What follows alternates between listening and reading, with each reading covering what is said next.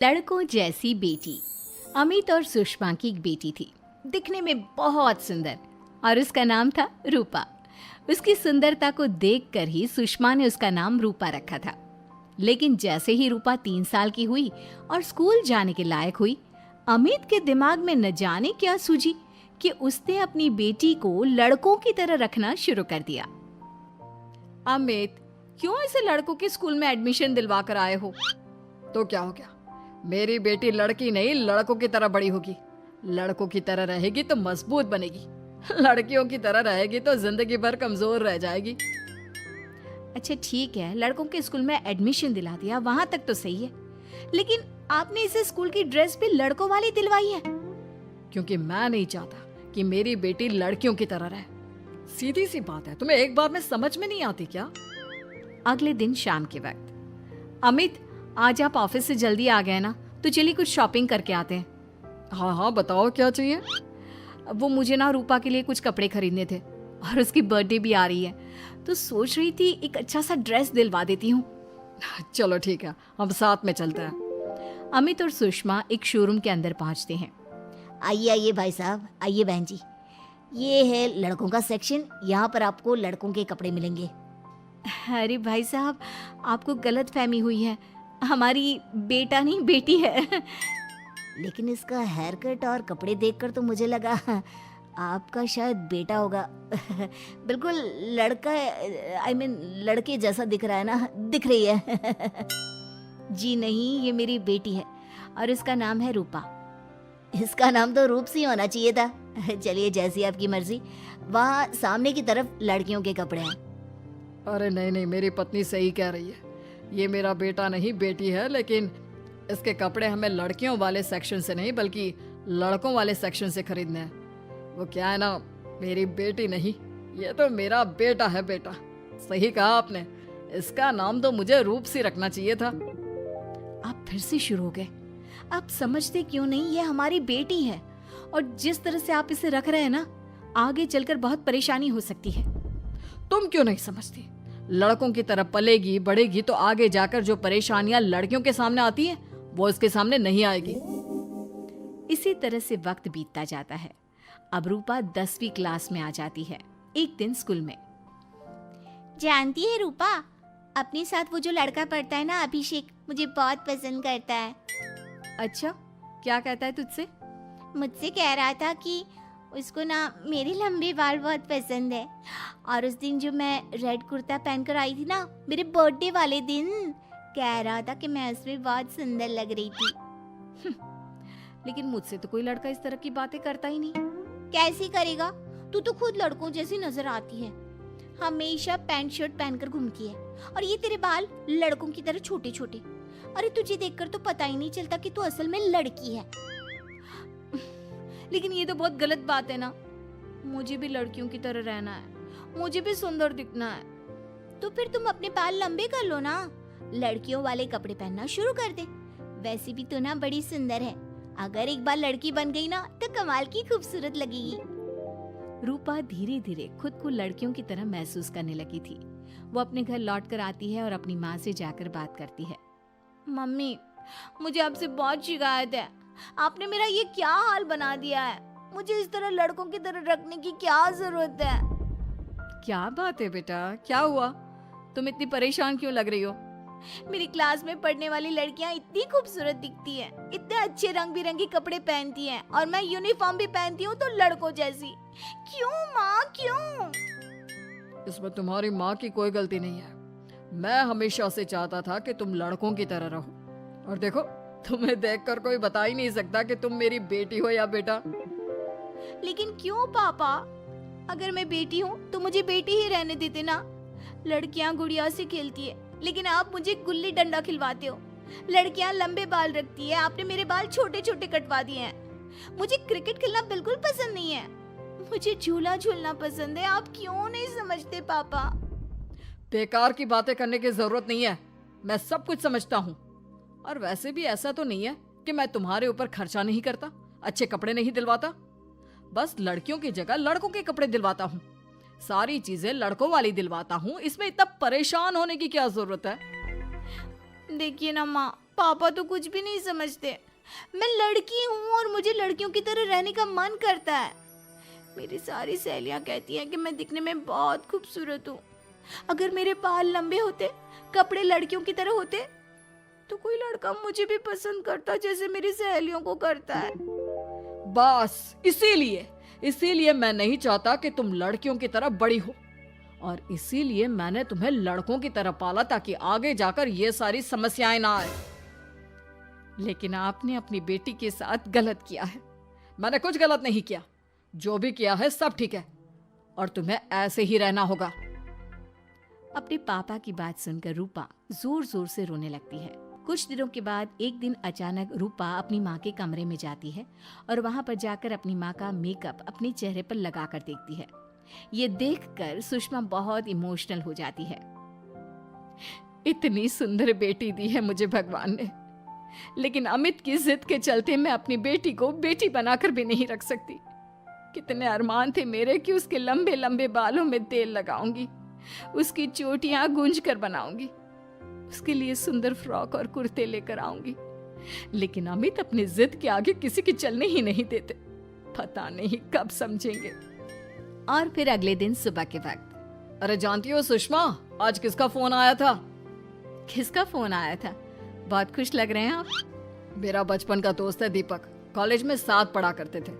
उसके बाद तो कभी मिलना ही नहीं हुआ। किसी काम से अपने फैमिली के साथ हमारे शहर में आया हुआ है। अरे वाह, ये तो बहुत अच्छी बात है। तो आप उन्हें घर पर क्यों नहीं बुला लेते? आज शाम को डिनर पर बुला लीजिए। उनकी फैमिली और हम सब आपस में मिलेंगे तो बहुत मजा आएगा। मैं भी तुम्हें यही कहने आया था कि मैं उसे इनवाइट कर चुका हूँ। शाम को अच्छा सा खाना बना लेना। वो अपनी पत्नी और बच्चों के साथ आएंगे। अच्छा, तो उनका बेटा है या बेटी? यह तो मैं भी नहीं जानता। कहा ना, कॉलेज के बाद कभी मिला ही नहीं उससे। और वैसे भी शाम को जब आएगा तब सब कुछ पता चल ही जाएगा। शाम को दीपक अपने बच्चों के साथ अमित के घर आता है। दीपक की बहुत खूबसूरत 2 बेटियां थी, दिया और सोनिया, जो लगभग रूपा की उम्र की ही थी। दीपक की पत्नी शालिनी भी बहुत सुंदर और सुशील औरत थी। सुषमा कैसी हो? अरे वाह, तुम्हारा बेटा तो बड़ा प्यारा है। अरे नहीं, बेटा नहीं, बेटी है। बेटी? लेकिन इसे देखकर तो लगता ही नहीं कि ये लड़की है। हाँ भाभी जी, देखिए ना, हमारी भी 2 बेटियां हैं, दिया और सोनिया। बहुत प्यारी है जी आपकी बेटियां। मम्मी देखिए ना, दिया और सोनिया ने कितने सुंदर हेयर स्टाइल बनाई है, और इनकी फ्रॉक कितनी अच्छी है। क्या मैं इनकी तरह नहीं रह सकती? तुम अपनी मम्मी से ऐसे क्यों पूछ रही हो बेटा? तुम लड़की हो, तुम ऑफ कोर्स इस तरह रह सकती हो। क्या जरूरत है तुम्हें इस तरह लड़कों की तरह बनकर रहने की? नहीं भाई, मैंने इसे शुरू से ऐसे ही पाल पोस कर बड़ा किया है, एकदम लड़कों की तरह। और जानते हो, मेरी बेटी कमाल का क्रिकेट खेलती है। लेकिन हमें तो उसकी बातों से लगता है कि उसे लड़कियों की तरह रहना पसंद है। हाँ भाई साहब, दीपक ठीक कह रहे हैं। आज आप हमारी बेटियों को ही देखिए। मेरी बेटी दिया बहुत अच्छा क्रिकेट खेलती है, और सोनिया कबड्डी की चैंपियन है। इतनी कम उम्र में अपने स्कूल की कबड्डी टीम की कैप्टन है वो। लेकिन इन दोनों को स्ट्रांग बनाने के लिए मैंने उनके साथ वो सब नहीं किया जो आपने अपनी रूपा के साथ किया है। लेकिन मैंने गलत क्या किया? मैंने अपनी बेटी को सारी फैसिलिटीज प्रोवाइड करवाई है, उसे सब कुछ दिया है जो वो चाहती है। ये आपकी गलतफहमी है भाई साहब। आपने अपनी बेटी से बेटी होने का हक छीन लिया। उसके बाद आपने जो कुछ भी दिया वो एक बेटा समझकर दिया। जो प्यार आप उसे बेटा समझकर देते हैं वो बेटी समझकर भी तो दे सकते थे ना। लेकिन उससे क्या फर्क पड़ता है? मैंने उसके लाड़ प्यार में कोई कमी नहीं रखी। तुम्हारी बात सही है दोस्त, लेकिन उसके अंदर की लड़की को मार कर उसकी इच्छाओं को खत्म करके तुमने उसके साथ बहुत गलत किया है।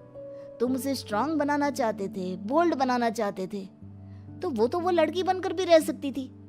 जरा पूछो अपनी बेटी से कि वो क्या चाहती है। ठीक है, तुम्हारे सामने ही पूछ लेता हूँ। मुझे नहीं लगता कि मेरी बेटी को लड़कियों की तरह रहना, मेकअप करना वगैरह पसंद होगा। यही तो आपने कभी समझने की कोशिश नहीं की अमित। मैंने भी 2 दिन पहले ही देखा था।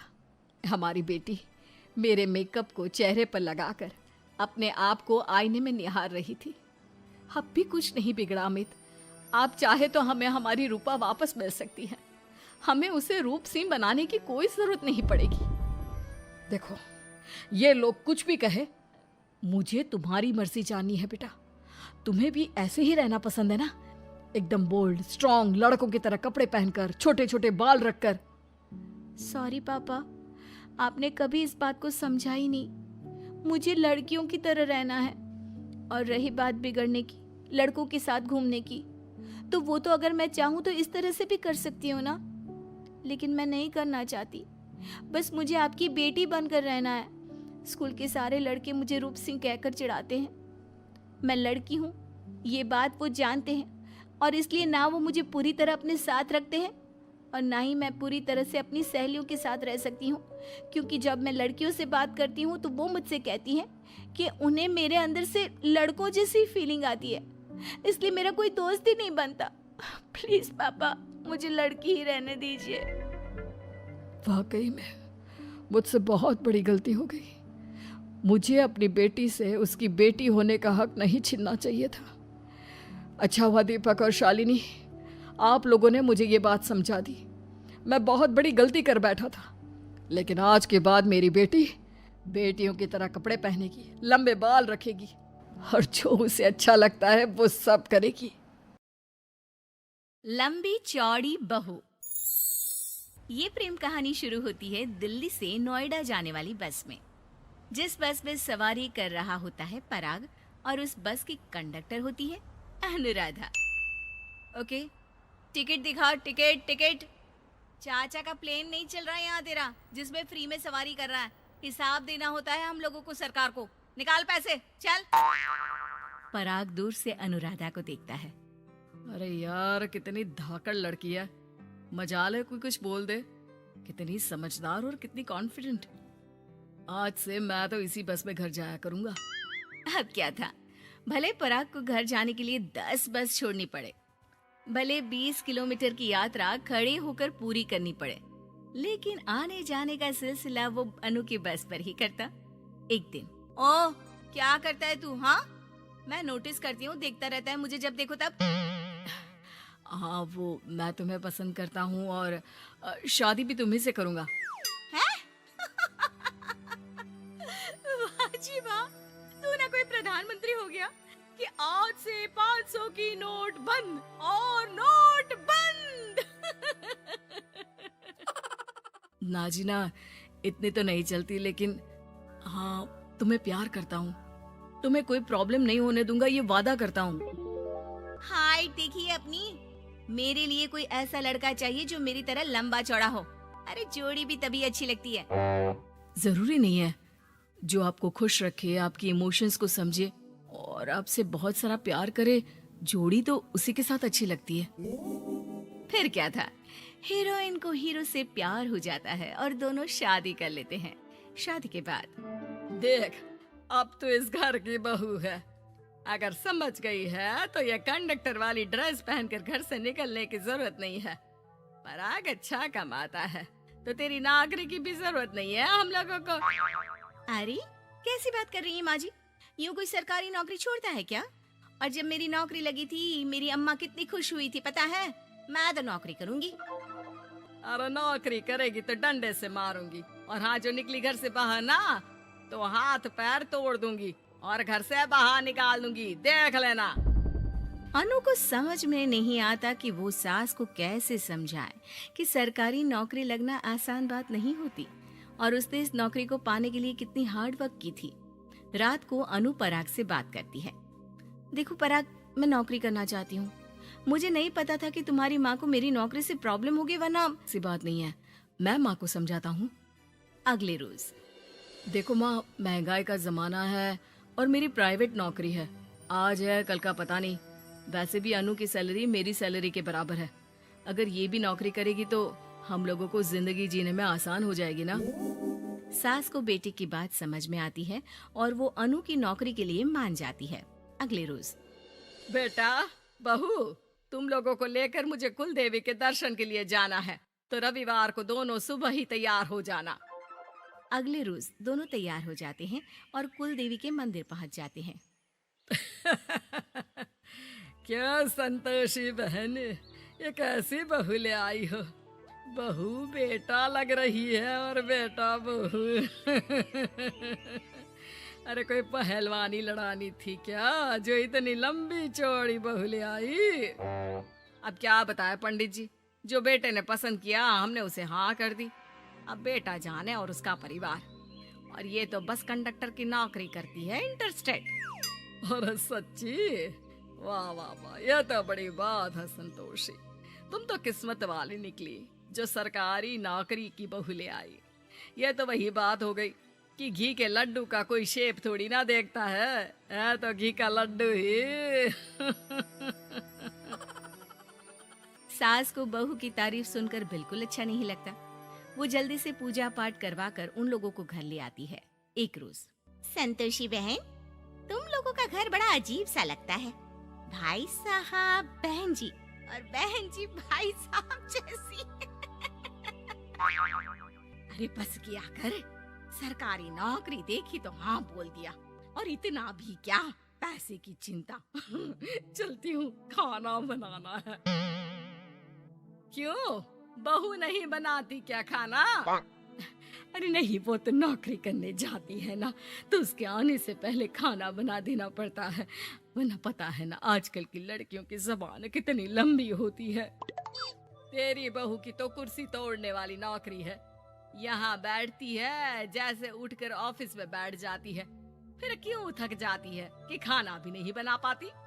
मेरी बहू भले कंडक्टर है, लंबी चौड़ी, लेकिन बता रही हूँ सारा दिन सवारी से मत्था पच्ची करती है, लेकिन मजाल है शादी के बाद एक दिन भी मुझे किचन में जाने दिया हो ना जी ना।